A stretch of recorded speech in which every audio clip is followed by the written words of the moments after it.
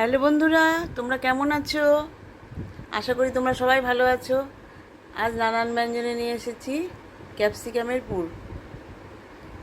এখানে ক্যাপসিকামগুলোকে আমি এভাবে কেটে নিয়েছি, নিয়ে এটাকে লবণ আর হলুদ দিয়ে মাখিয়ে নিচ্ছি। লবণ আর হলুদ দিয়ে মাখিয়ে নিয়েছি। এখন কড়াইতে সামান্য তেল দিয়ে দিয়েছি। তেল দিয়ে আমি ক্যাপসিকামগুলোকে হালকা হালকা করে একটু ভেজে নেব, কারণ ক্যাপসিকামের পুরটা যদি আমি এইভাবে না ভেজে করি তাহলে মুখের মধ্যে হয়তো পুরটা ভেজে যাবে আর ভিতরটা কচকচ করবে। সেই জন্য একটু হালকা ভেজে নিচ্ছি। এই যে এইভাবে হালকা একটু ভেজে নিচ্ছি, নিয়ে এখন আমি একটা পুর বানিয়ে নেব।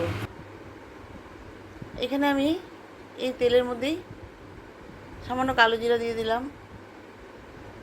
দিয়ে এখন এখানে পেঁয়াজ আর কাঁচা লঙ্কা এভাবে ছোটো ছোটো করে কুচি করে কেটে দিয়ে দিলাম।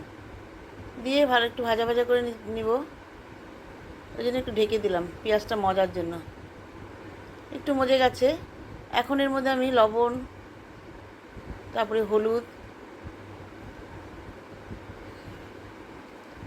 দিয়ে ভালো করে একটু পেঁয়াজ আর লঙ্কাটাকে ভেজে নিচ্ছি। এর মধ্যে একটু রসুনও দিয়েছি কয়েক টুকরা,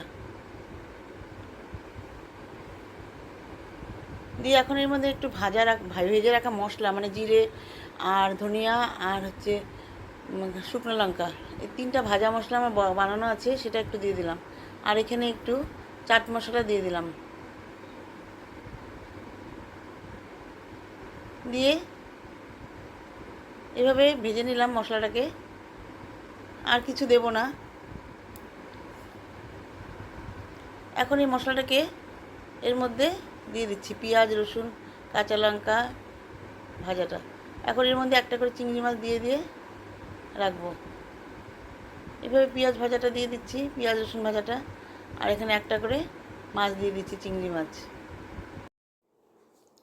চিংড়ি মাছগুলোকে আমি আগেই ভেজে রেখেছিলাম, সেটা আর দেখাইনি।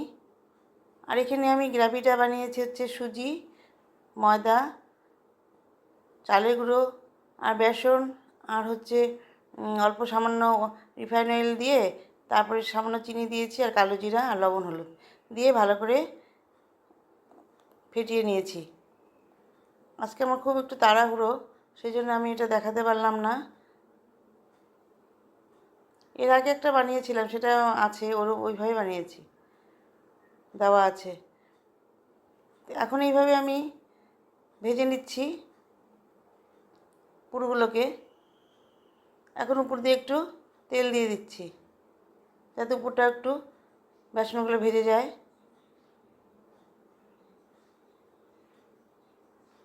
এখন এইভাবে নিচটা ভেজে গেলে এখন আমি উপরটা এটাকে উল্টিয়ে দেবো। আর এইভাবে উপরে এইভাবে তেল দিয়ে দিলাম। এইভাবে করে করে সব পুরগুলো আমি ভেজে নেব। বন্ধুরা, তোমরা যেখানেই থাকো না কেন, কাছে দূরে যেখানেই থাকো না কেন, প্লিজ একটু দেখে, ভালো হোক খারাপ হোক, একটু কমেন্টস করবে। তাহলে আমিও আমার ভুলটা বুঝতে পারবো, আর তোমাদের সঙ্গে আমার একটু পরিচয় হবে, তাহলে খুবই ভালো লাগবে। এইভাবে আমার পুরটা তৈরি হয়ে গেল। তোমরা সবাই বন্ধুরা ভালো থেকো এবং সুস্থ থেকো। নমস্কার।